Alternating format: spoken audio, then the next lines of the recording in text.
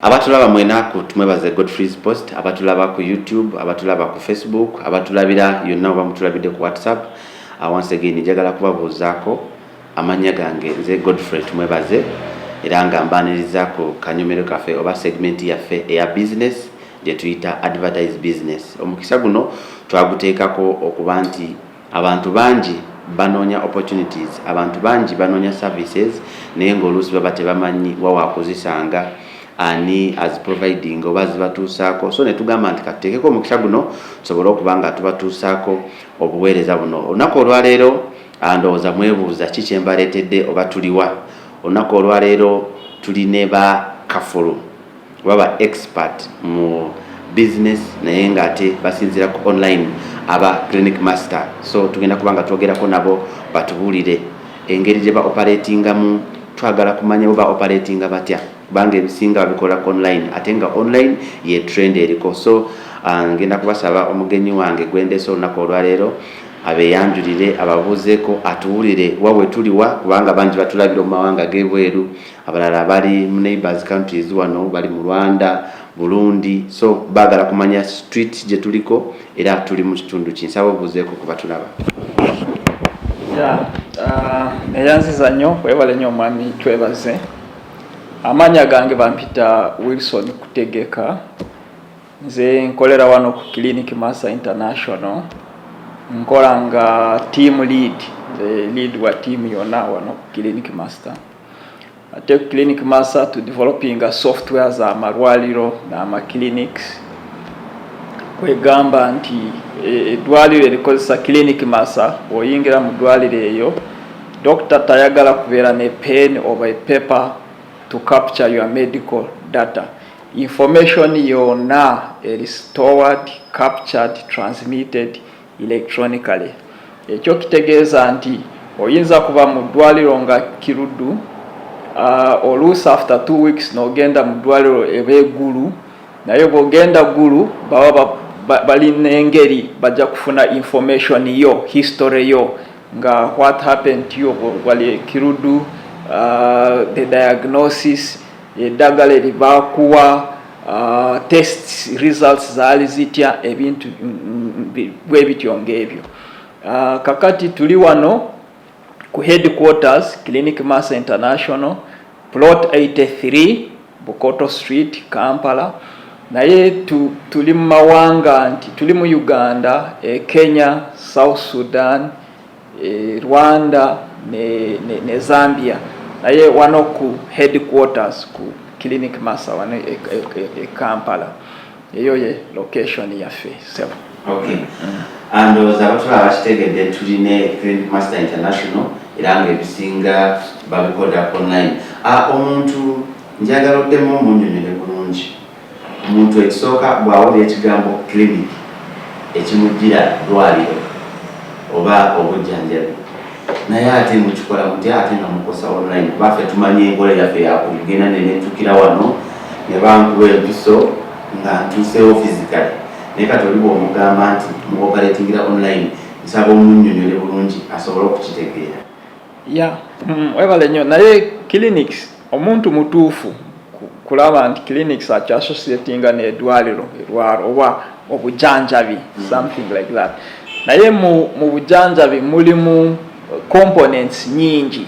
Mulimu components ya information, mulimu component ya kukuba mpiso, mulimu component ya consultancy, mulimu ne components medical equipment, components nyingi kulaba nti omuntu n'ofuna obujjanjabi bulungi. Kati ffe component yaffe eri ya information technology, information transferring, kumanya nti omuntu genda kujjanjaba kiki ekyalwadde, doctor yamalira kumulaba, when did they see the last doctor, nga bwe bityo. Kati eyo ye component eyo tuli mu sebo. Omuntu ayinza okubuuza nti the main target ey'abantu emutargetinga yeriwa? Tulinamu ffe abavubuka, tulinamu abakadde, tulinamu abasomyeko, tulina n'abatasomyeko, ate nga tumanyi nti obulwadde oba omuntu yenna yeetaaga obujjanjabi tagendera ku ebyo oba omukadde oba yasoma teyasoma alwala kati tageti yamwe ebeerawa. Kusinga ffe tutagetinga amadwaliro genyini, hospitals ne clinics, ate n'abakozi ab'omu malwaliro eyo. Mpozi omuntu owa bulijjo tonaba kugenda for treatment mu hospital, oyagala kulaba dokita waali oba taliiyo, kati awo ofuna nawe app osooka n'ocekinga nze ngenda wano dokita waali ate ali kusaawa meka n'okola appointment. Kati omuntu yenna ayagala kugenda for treatment fe obeera mu network mu ecosystem, naye ekisinga nnyo tutagetinga amalwaliro n'aba members of staff, doctors, bamu pharmacy, bamu lab, bamu finance, bwe batyo kulaba nti bafuna information very fast, quickly, to be able to proceed with treatment. Omuntu ayinza okuba ayina kiriniki nga afunye a new outbreak, nga afunye omulwadde naye obulwadde bwabadde tabutegeera, nga yeetaaga kubaako omuntu gwabuuza oba omukugu yenna, tugambe nti oyo omuntu asobola okubatuukirira ne mumuyambako, kubanga ndowooza omuntu wa bulijjo kyasinga okutegeera bwe nkikubuuza bwe kityo. Ffe tulina network y'amalwaliro, tumanya nti bwoba olina problem eti olwadde kinu oba oyagala kulaba omusawaani speciality, ffe tukulinkinga, tetukuwa information nga ffe, just tukulinkinga ku doctor anaakukorako oba erwaliro erikuli kumpi eryogendako nga nofuna treatment very fast. Ekintu ekyo ndowooza it's a good innovation, kubanga nga omanyi mu mirimu gyaffe gye tukola mubeeramu abantu ebayita abablokers, omuntu asobola okuyambako n'ofuna omuntu omutuufu akuyamba, naye mwaba blokers era still mubamu n'abafere nabo mwebali, ate engeri ekiri nti mukozesa nnyo online. Kati nga tunaba kweyongerayo badde njagala omuntu atulaba oba atuwuliriza osooka omubuulire in case awulidde kino kitwakava okwogera, agala kubasakingako abanoonyawa abasangawa era right channel entuufu yeriwo yamu nga Clinic Master. Right channel ate tubeera nnyo online, ekyo kituufu. Tulina website Clinic Master, www.clinicmaster.net, oba ogenda ku Google otypinga Clinic Master International oba Clinic Master Uganda ng'osearchinga, awo oba ofuna pages zaffe zonna ku WhatsApp oba ku Twitter oba Instagram ne website yaffe wenyini. Naye bw'otuuka ku website nga ekulaga location gye tubeera wano plot 83 Bukoto Street, oba okiraba bulungi, ate n'essimu zaffe weeziri ojja kuba kuziraba nga wotukubira, ate n'amalwaliro agatukoleramu agatubeeramu gali listed mu clients. Yinza genda mu malwaliro agasinga mu Kampala wano ojja kusanga ye Clinic Master International. Ate oluusi bw'obeera ogenze kujanjaba for treatment in the hospital ng'omaze kusasula bajja kukuwa receipt, ojja kulaba Clinic Master International weeri, oba ogenze in the lab nga bakuprocessinga your lab tests result nezivaayo, oba ofuna SMS ku simu yo nga eraga nti bano Clinic Master yafudde Clinic Master. Kwegamba nti even people can come and check on us here on plot 83 Bukoto Street, wetulinga olaba nti bano be bantu batuufu abakola ku Clinic Master. Abatulaba ku tumwebaze Godfrey's Post, era tukyali eno ku Clinic Master International, era tuli wano mu Uganda, tuli ku Culture Street wane Kamocha, era nga headquarters weziri. Ensonga enkulu etuleese olunaku olwaleero ku kanyomero kaffe ka advertise business, tuli mu kwogera n'abasawo, tuli mu kwogera ne bannanyini malwaliro abalina clinics nti waliwo ekipya kye baasubwa era musasula ssente nnyingi okugula rimuzi okumuyimiriza abantu ne bajjira mu malwaliro gammwe ate nga temumanyi nti waliwo app gy'osobola okukozesa ebyo byonna n'obikendeza. So olunaku olwaleero kye kituleese wano Clinic Master International era nga tubatuusaako obuweereza buno batubuulira kiki kye bakola era nga n'olwaleero ndi wa mukisa okuba nti nkyalina omugenyi waffe babagenyi baffe bangi era agenda maaso nakutubuulira gwalina clinic kiki ky'osubwa atalina services za Clinic Master International. Amanya gange nze Kefra Joan nkolanga Finance and Administrations Officer wano ku Clinic Master International. Tusangibwa ku plot 83 Bukoto Street, Ekamocha, Kampala, Uganda. First of all, Clinic Master as a software ekozesebwa amalwaliro ne clinics okuyambako okubeera nga abasawo oba nanyini malwaliro tebatereka mpapula or patient wajja mu ddwaliro tojja ku reception nakuwandika ku lupapula ate ne bakatwalira doctor capturing information wano ku computer nayingizaamu amanya go nti yegwe Kefra Joan oyina emyaka weegiti oyagala kulaba musawo concerning this and this nasendinga alert ewa doctor gwemukyalo ku reception. So doctor eri gy'abaali aba amanya nti kati ku reception waliwo omuntu eyeetaaga okundaba ayagala kukola test eno wet ne wet. Doctor waakulaba maybe nawomubulira ki ekikuluma nagamba kati wetaaga maybe okukola lab test kati okusendinga mu lab test okusendinga mu laboratory doctor teetaaga kuwandikira kapapula nti ono bamukole test newet newet asendinga just alert ewa mu lab. So oli ali mu lab n'amanya nti waliwo patient ajja tulina omukola eno test maybe kumujjako omusaayi kumujjako urine kumujjako saliva.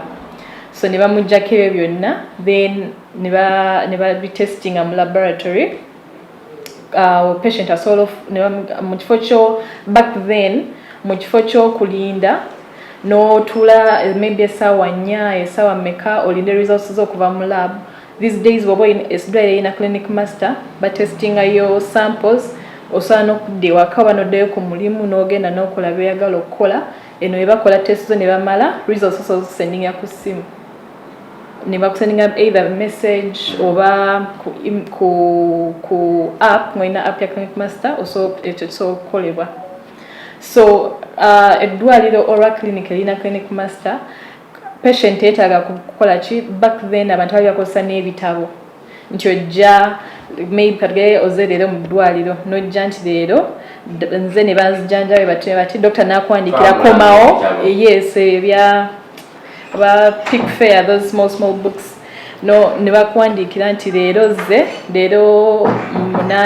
ze ne bakolako test ne west komawo nga 12 ebyo tebikyaliwo actually kati woina system yaffe mu ddwaliro basobola okuweereza reminder nti leero Mr. Tumwebaze oyinayo check up oba follow up test endala mu ddwaliro ne doctor naye aba ayina alert wali eri nti nga 12 ayina client kwalina olaba nakola follow up test.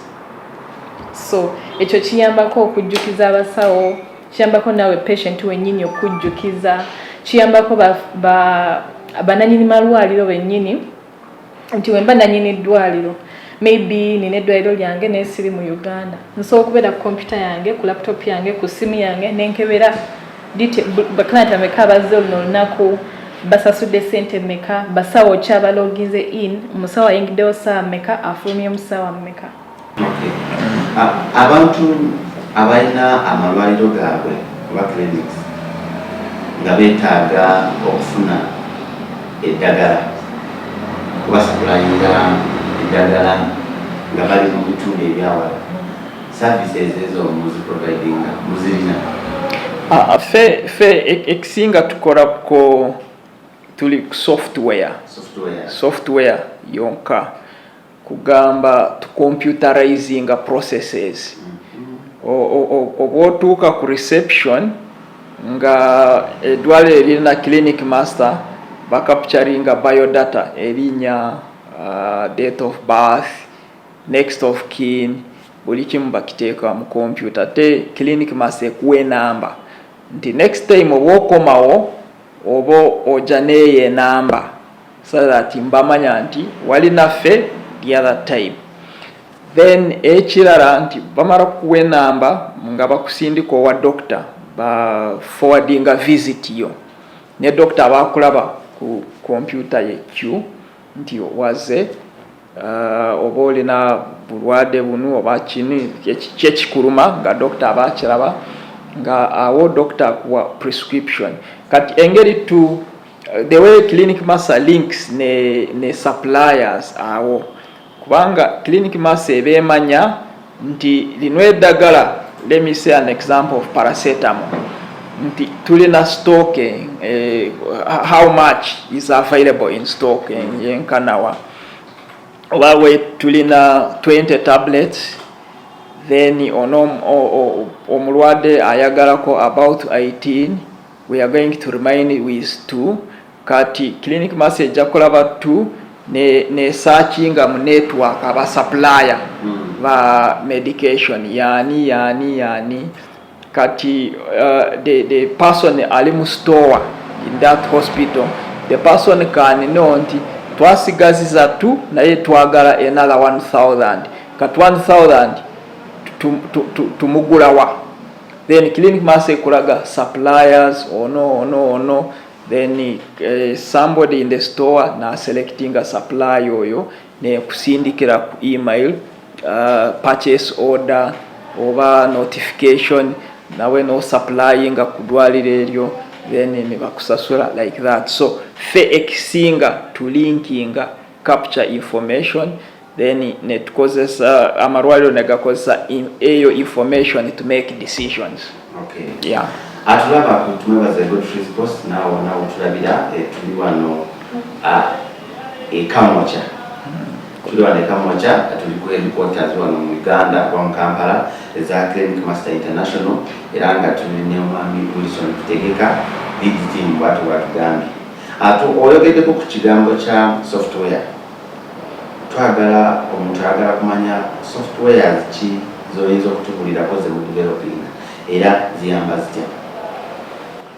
Fe tulina software one software largely clinic master naye eyo clinic master like I had told you eyamba kulaba nti omusawu oba nurse anyone mu hospital is not using a pen and paper to capture medical data for the patient. Information is stored, shared, used electronically only. Naye ku clinic master yo waberawo accompaniments, extensions.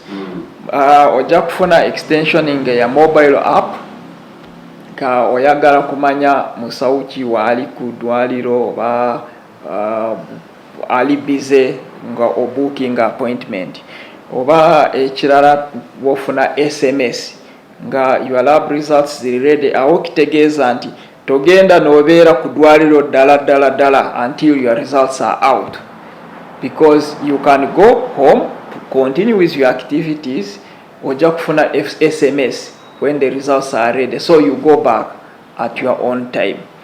Ate ekirala oyinza kubeera at the hospital for treatment olinga mu ward admitted.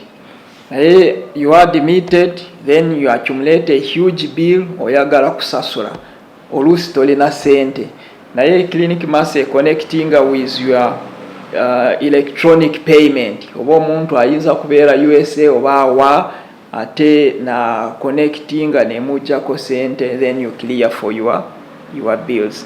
Kati ezo ziberanga accompaniments ku clinic master naye ekisinga tukola ku software yemu. Okay. Yeah. Omuntu wa bulijjo common person nga si musawo ye tasobola kufuna app nti wafuna obuzibu ewaka oluusi talina katugeze ambulance emuvuge mutwala mu ddwaliro ye n'akozesa app eyo n'afuna omusawo amujjanjaba tekisoboka ekyo temutwalako. ekyo webale nnyo eyo ye direction. Kati saawa eno ababadde basinga kukozesa nnyo clinic master g'amalwaliro oba ba doctor oba pharmacist ng'abantu abali ku ddwaliro. Kati stage tuliko twagala kutambuza software application eyo ku muntu wa bulijjo. Ojja kubeera waka nga you are sick, oyagala doctor kubanga you are sick, doctor should come to you, not the other way around. Ojja ku logging on ng'omanye doctor kyali akuli kumpi, omukubira esimu oba omusindika a message notification. Ye doctor ajja kumanya nti oli location kinajja nakutuukako nakukola treatment. Kati ebyo bye tukolako zizo zonna ziringa accompaniments za software yaffe clinic master. Okay.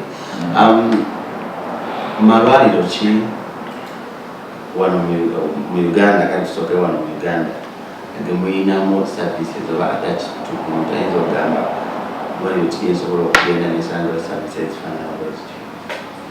Ya malwaro tulina malwaro nga 10 mu Uganda oba more than 100 mu Uganda. Kati agatuli kumpi wano ojja kutandikira Ntinda, Kampala Independence Hospital nga tuuka up to Buganda Road kuliwo ku Norfolk Hospital, oli Bugolobi Bugolobi Medical Center oba ne Lubaga Hospital ne Mengo Hospital. Kati oba Lacho in Gulu. Marwaro manji nga 10 nga ku website yaffe list eno weeri ojja kubola ba list Marwaro kyagali ne clinic master. Abantu abalina clinic center katugeze nga abasawo omwana akamala university agenda tandikawo clinic ye ayinza okubanga agamba nti okay njagala kufuna ape enyambeko bwe mbanga ndi mukyale waffe Kabale ndemu okubonaabona nga ngende Kampala oyo bw'aba yeetaaga service akola atya okuginstallinga era atuukiriraani oba akubiraani oba akola atya okugifuna? Ekisooka kati saawa eno abasinga baagala clinic master bonna batutuukako ku saawa eno, naye in future tujja ku extendinga tubeera ne branches oba we Kabale oba we Arua oba wa tujja kubeera ne branches nga eziwerako a little bit. Naye ku saawa eno you contact wano ffe ku clinic master ne tutegeera, we understand your challenges. Nobobeera just one oli musawo omu naye oyagala information, tukuwa service, we can serve you whether oba eddwaliro erinene nnyo nga lina more than 200 users or people healthcare worker, naye ofuna clinic master eba ekola bulungi. Now but naye kati kusaawa eno ng'otutuukako oba you can check on us on our website oba ku Facebook oba ku Twitter, or you call us. Now we shall make sure that we extend the services to you. Kati twatandika clinic master nga about 2010. Kati kitegeeza kati tuli about 11 years, more than 10 years. Nga to installing, to supporting, to training ku clinic master. And twatandika tulinga about 3 people, but now we are about 21 people working full time ku clinic master. Support and training and development buli kimwe ebintu nga bwe bityo. So kati ekikulu kye baagala kumanya terms and conditions, baagala kumanya payments. Omuntu ayinza okugamba I need your service, ngenda kutandikawo clinic yange oba eddwaliro lyange oba eddwaliro lyaffe twetaaga services. Omuntu kati ayinza okubuuza charges ziri zitya, services muzikolera bwereere kuba basasula then na process ya payments abantu kachibale singo bagala okumanya nnyo. Clinic master eringa ya bwerere almost especially ku muntu wa bulijjo bo downloadinga app tosasula n'ekikumi naye gano amarwaliro ne hospitals abo tucharginga basic fee tugibalira mu number of users, how many users, members of staff abaga connecting and work concurrently. So right now our rates are about $400 about $400 per user. Kati awo kitegeeza nti $496 per user. Kitegeeza nti depending on the number of users you want to connect, you multiply with 496 with extremely flexible payment terms. Oyinza kusasula buli mwezi oba oyisasula buli week oba like that. We can always negotiate and agree on the terms. Naye ffe emirimu tuba tutandika kugikolerako immediately we sign a contract. So mwina team esobola okutambula netuuka awantu wonna mu Uganda in case oli bw'aba afunyemu obuzibu abantu nakyo nsobola okutubanyonyoliko bakira nti tiimu ebeerawo oba balina okujja e Kampala. In fact, tulina team ngeri nakugamba we are about 21 people, different specialities. Abasinga 21 bali mu support. Those anga like even 12 or 13 people abo bali ku support. Buli lunaku babeera batambula everywhere. Now even as we speak right now, some of the team is in South Sudan, one is in Rwanda. As we talk now, so nga tuba tutambula nnyo ate we scale according to demand. Nga demand weyongera nafe we keep on growing the team like that. So Arua, Kabale, Jinja, name it, everywhere our team actually goes there. Omuntu atanaba okukozesa services za Clinic Master kikyasoma ng'alina eddwaliro lye oba klinika ye njagala okumanya kikyamisinga. Omuntu ekyamisinga ate bingi nnyo. Ekisooka oba ojanjaba omulwadde nga information ogiteeka ku paper all the time, kitegeeza nti the patients are going to spend longer in the hospital than they should. Omusawo ayinza kukola discharge saawa nga 5 naye hospital nekugamba nti bill tenaba kuba ready. Nobeera mu ddwaliro up to around 5. Sometimes oluusi ng'osuula you again. You okay, you are supposed to go home. Naye osuula yo kubanga hospital has not yet finished the bill. Kati eyo waiting time ejja kumbeera nzibu nnyo ku muntu atalina Clinic Master. Ate ekirala eddagala, sometimes drugs expire. Oba stockinga nnyo nga otalina system ne tracking expiry date, consumption, restocking, tofuna alert to know when should I restock, when should have I overstocked, have I understocked. You can't know. Kati wafuna system Clinic Master ibe tracking expiry, calculating the rate at which it is being consumed. Eventually it alerts you on time so that you can be able to restock accordingly. So ebyo bisinga nnyo ku ne bill yonka, computing the bills, either they will underpay you or overpay you kubanga buli kimu ne bill price list oba ogijja mu mutwe. So omuntu ng'oyo aba misinga nnyo.